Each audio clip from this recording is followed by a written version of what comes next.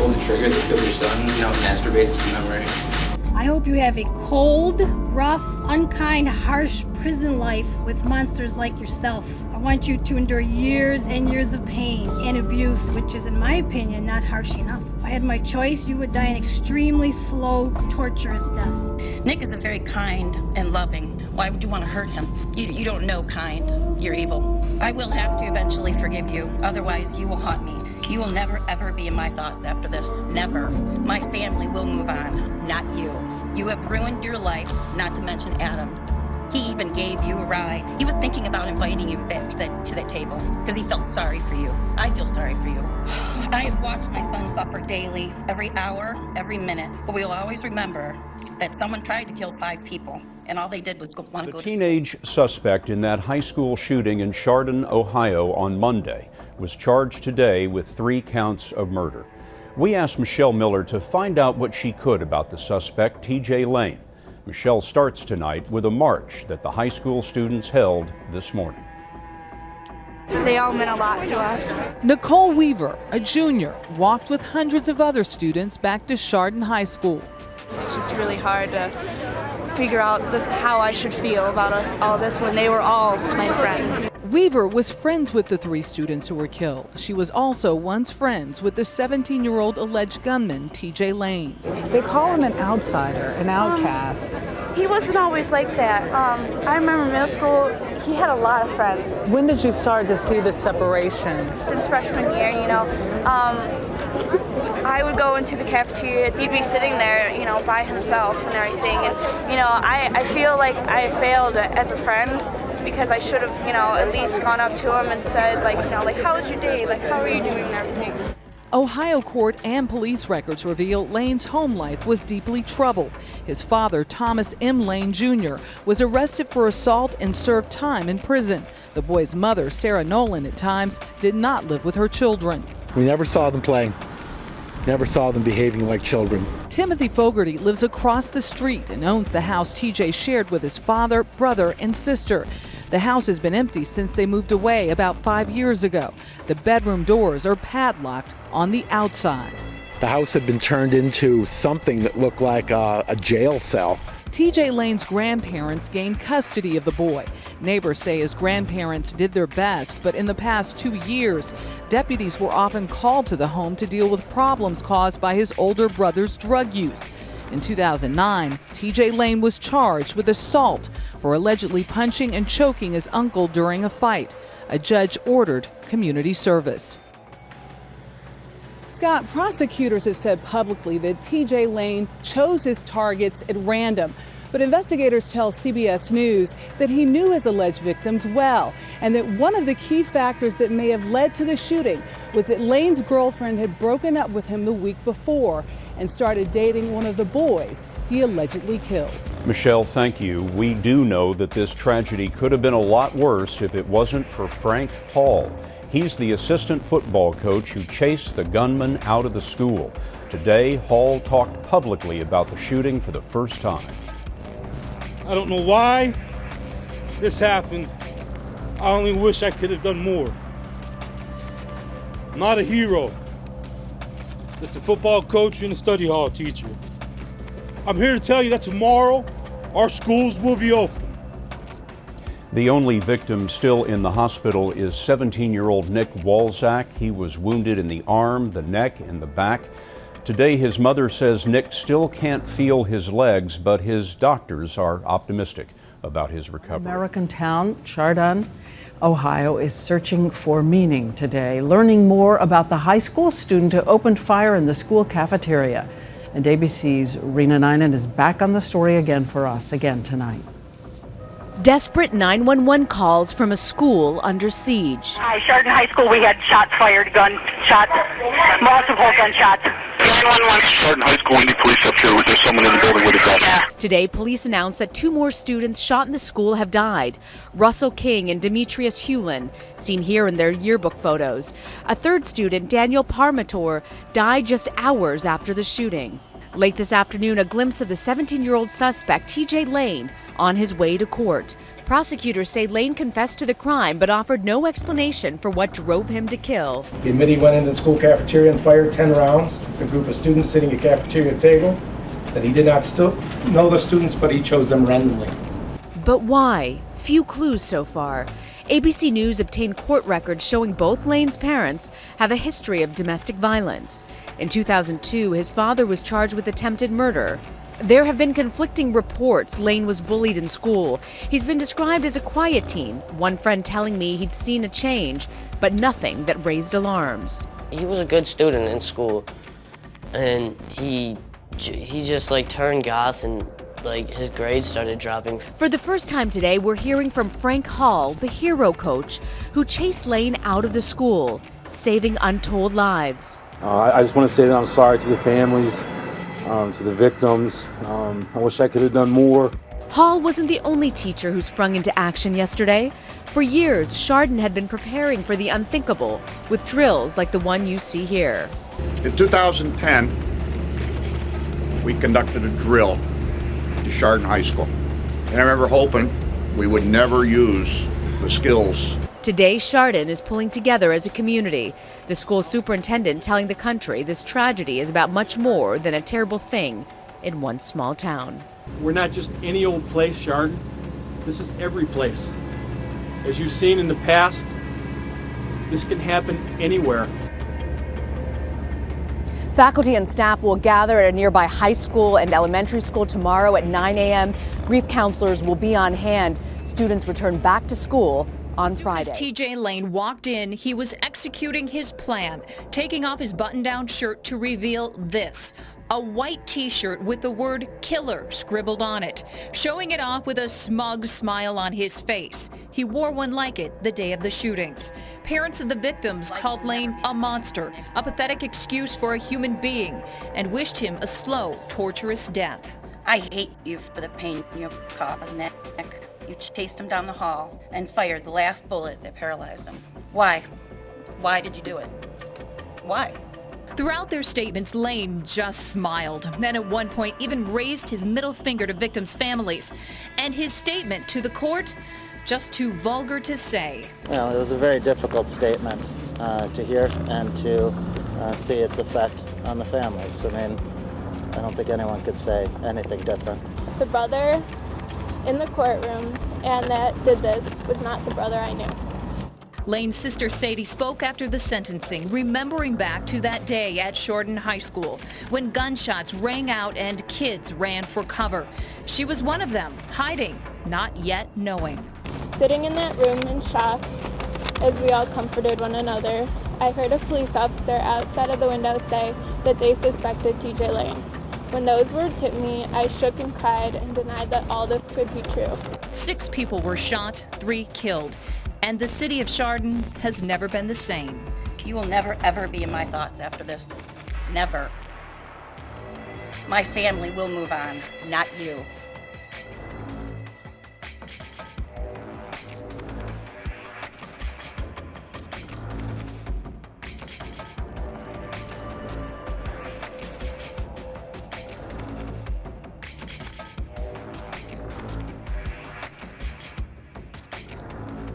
"19-year-old TJ Lane escaped from the Allen County Correctional Center in Lima, Ohio, with 2 other inmates Thursday night. One of the inmates was recaptured, and a massive search is underway for Lane and 45-year-old Clifford Opperud. Lane was serving 3 life sentences for the February 2012 murders of 3 students in Chardon High School, east of Cleveland. Witnesses said he just walked into the crowded cafeteria that morning and started shooting. He was just dead silent the entire time. Didn't say anything before or during. In all, 5 people were shot, 3 fatally, before Lane turned himself in. He pleaded guilty. Are you freely and voluntarily entering your pleas of guilty to these charges and specifications here today? Yes, Your Honor. Does your counsel agree with your decision to enter into these pleas? No, Your Honor. Lane was sentenced to life in prison. Police have not said how he and the others escaped. Marley Hall, CBS News, New York. In Ohio, a teenager convicted of a high school shooting that killed 3 students is back in custody after daring escape overnight. TJ Lane climbed a prison fence last night with 2 prison inmates. Police guarded the homes of Lane's victims in Chardon, Ohio. Paul Olowski of our Cleveland affiliate WOIO says Lane didn't get very far. Paul, good morning. Good morning. Police apprehended Lane about 100 yards from the perimeter of the fence. He was in a cornfield is what we understand. They're still trying to figure out how all of this went down. But here in Chardon, Ohio, a very disturbing and a long night for residents here, because this is the place, Chardon, Ohio High School, where TJ Lane caused such havoc. They're trying to figure out how he somehow broke loose. Which inmate? I believe it's the young one. TJ Lane. He's in custody. After more than a 6-hour manhunt, police finally captured TJ Lane, the teenager who shot and killed 3 students at Chardon, Ohio High School in 2012. Well, obviously, I'm not happy that it's happened. I mean, no warden in my position would like something like this to happen. But the facts are, I'm happy to announce that we have Mr. Lane back in our custody. Lane escaped from Allen Correctional Facility Thursday night with 2 other inmates. All 3 have now been apprehended. He did scale our perimeter fence, and again, this is an ongoing investigation. People were warned to stay inside as police pursued the dangerous escapees. Just spoke with one of the corrections officers. He advised that the 2 that we're trying to track down are both doing life. They've got nothing to lose here, so be alert. 2 years ago, Lane opened fire inside a high school cafeteria here in Chardon. Chardon High School, we had shots fired, gunshots, multiple gunshots. He pleaded guilty and was sentenced to life in prison. People in the small town were shaken to learn of the news of his escape. I'm sure there are other people out there just as sick as him, but knowing who he is altogether more frightening. Chardon remains a strong and resilient community that has rallied around each other before, and I'm confident that we will continue to do so now and into the future. Schools in Chardon are going to be closed today, but the buildings will be open and grief counselors made available for anyone who was reminded of that tragic day 2.5 years ago. Nora? All right, Paul, thank you so much. Hey, what's going on, you guys? Welcome back to another episode of Greenlit Gang TV. We're going to get right into it here. We're going to be talking about Thomas Michael Lane III, better known as TJ Lane, the infamous Ohio shooter. Shot up his high school back in 2012. It was an awful, awful crime.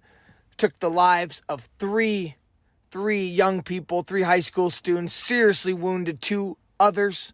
One ended up basically paralyzed and paralysis, and one there was a 6th student that fortunately just got away with some service wounds. So TJ Lane, for all of you that know him, that you can tell in the videos I just showed you guys, he was the one that was in court during his sentencing and during the victim impact statements where the family gets to kind of address the killer. He was wearing the shirt, the white t-shirt that said killer. To this day, I still don't know how he managed that, to be honest with you. Just crazy on so many levels. I can imagine, you know what I think about? I think about what's going through his lawyer's head when he sees him take off his dress shirt to show that shirt and just have to sit there with news cameras recording that. The research I did on TJ Lane, you know, it's not an excuse, and it doesn't give any validity to him having a reason to do this, but you see with his childhood and kind of the broken home and some of the things that led up to the crime, why things like this occur and why things like this happen in our schools. Like I said, he was born September 19th, 1994. Currently, he's 29 years old. He's in prison. He grew up in kind of a rough childhood, all right? And they said that he had violence in his life from a very young age, in particular with mom and dad. In the mid-90s, 95 to 97, both his mom and his dad were arrested for domestic violence on each other. And you can just imagine kids being exposed to that. They're predisposed to violence, and it's been proven by psychologists and people that work in the criminal behavior culture. They can speak on these things, that kind of stuff can predispose kids to violence later in life. Again, it's not an excuse. Sometimes we just try to make sense of these crimes and look at certain things that have happened in these people's lives that may help explain these senseless acts. Okay? He grew up, like I said, in the broken home. Mom and dad always having issues. Dad in particular in and out of trouble. It's stated that he basically his grandparents raised him for a large portion of his life. And again, he was integrated with a lot of half-brothers, half-sisters. I'm sure a lot of confusion. But again, TJ Lane still had everything he needed. Normal kid, had every opportunity that the rest of his peers had, and he chose an awful, violent, kind of a coward's way out. But again, so he grows up, childhood's rough, parents are violent towards each other. After those incidents, 95 to 97, his dad actually was arrested a few more times for assault on a police officer. And then after he'd gotten separated from TJ's mom, he remarries a woman. He is arrested and served time in prison for trying to suffocate his ex-wife. Well, his wife at the time, and then soon to be ex-wife, obviously, after that happened. And that was TJ's dad. Tried to suffocate and kill a woman that he had remarried to. I did read, so TJ's in school. Middle school, it stated that he was actually somewhat popular, considered sweet and mild-mannered by some friends. I watched an interview where a girl says that she couldn't believe it was him. But I also read that some of his peers could sense like a temper, a simmering anger underneath his calm demeanor, which kind of gives you the creeps, kind of gives you chills when you really think about it, that people were able to sense that on him. And I feel like that's a true thing. You know, that is a real thing, that when people come from environments of violence and acts in high stress, high anxiety situations, you can feel that on them, especially, you know, if you got a kid coming into school and his parents are up beating each other up, the cops are at your house, or your grandparents having to pick you up in the middle of the night. It's just, it's a crazy environment. So what ends up happening is, people said they started to see a big change in TJ in his high school years. So early on in high school, I believe he committed the crime when he was only he was a sophomore or junior. I think he was only a sophomore. He attends in high school, so he's having some issues, right? Like I said, high school hits. He's having some behavioral, some academic issues. So what do they do? And there's alternative schools all around the country for these situations. They're still going to school. It's part of the high school, but it's an alternative school. A lot of times the work they do is differently. They'll be doing packets, online work, not so much a traditional classroom setting. Reading about why this crime committed, okay? The friends had stated that in the months leading up, TJ was beginning to get bullied, beginning to get picked on, and really beginning to shell up, build the wall, get quiet.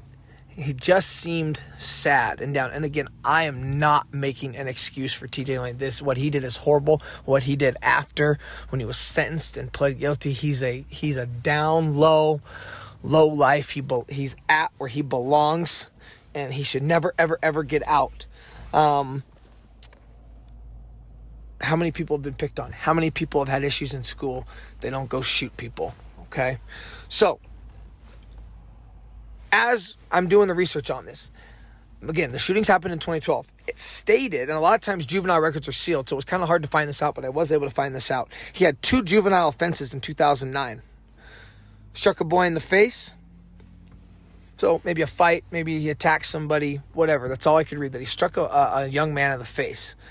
The second one was kind of crazy. Said that he held his uncle down while his cousin attacked the uncle, which just shows you a kind of a rare level of violence for somebody of that age. Holding your uncle down, which I don't know how he managed to hold his uncle down, but he did, it says, while his cousin attacks him. So, again, he's having all these issues. He's getting bullied. He's not getting along. He's going to an alternative school. And a lot of times, for anybody that knows, those alternative schools and the kids that go to those alternative schools, unfortunately, are viewed as kind of weird, kind of different, because they do have issues. They do come from broken homes. A lot of times, poverty. They don't have a lot of money. You know, it's just kind of a crappy situation. So, the day of the shooting, like I said, February 27th, 2012, 7:30 a.m., TJ Lane walks into the cafeteria, begins opening fire. 3 deaths were Daniel Parmentor, Russell King Jr., Demetrius Hewlin. A kid by the name of Nick Walzak was paralyzed. The only female who was actually shot. Joy Rickers hospitalized for 24 hours, released. And then a gentleman by the name of Nate Mueller was shot. This is kind of crazy. He was shot like in his ear, like a bullet grazed his ear. So a superficial wound, but 6 inches to the right, 6 inches to the left, and he's dead. So what happened was, and this is a key part to this, it was stated that TJ Lane had a rivalry with Russell King Jr., who he shot and killed. Now, TJ Lane tried to say, no, the shooting was random, but the witnesses had actually proved that to be false. It was not random. These people were targeted, people that he hated, and in particular, Russell King Jr. All right? It was basically said that King Jr. had dated TJ Lane's ex-girlfriend, and they had been going back and forth. Of course, it's over, girl. People are in high school. Russell King Jr. had threatened to beat up TJ Lane. And in the picture, you can tell TJ Lane's a skinny, kind of a scrawnier kid.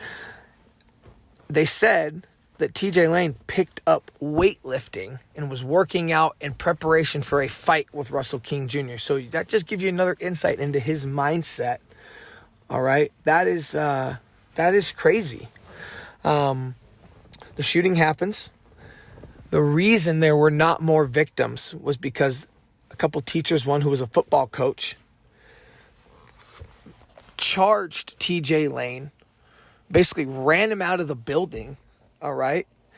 He ends up by his car where he's arrested. The names of those teachers, Joseph Ricci and Frank Hall, I mean, without those guys, who knows how many more victims. He was using a .22 caliber semi-automatic handgun that he got from his uncle's place.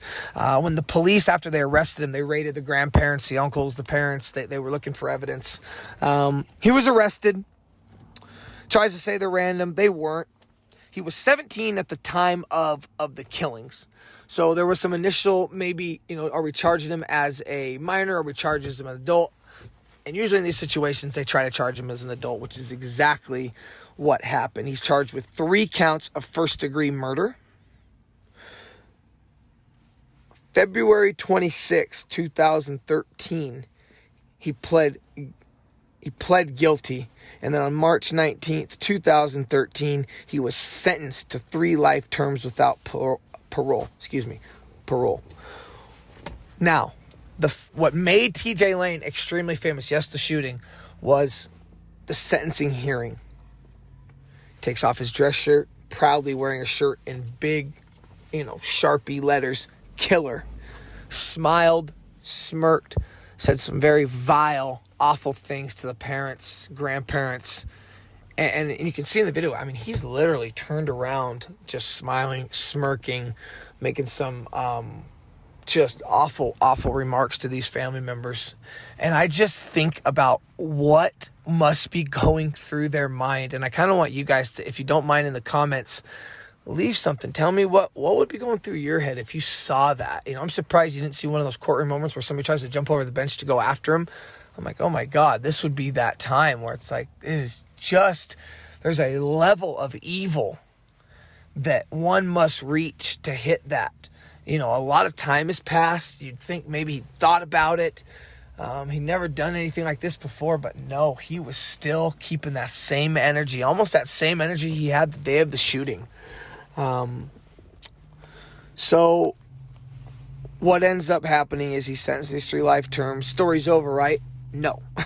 September 11th, 2014. He escaped a prison in Lima, Ohio with 2 other inmates using a ladder. Now, thank God he was captured the next day in some backwoods and all that. Didn't make it very far. The school, I think it's Chardon High School, was actually placed on lockdown that day. You can imagine the fear probably going through those people's heads. But regardless, he was recaptured.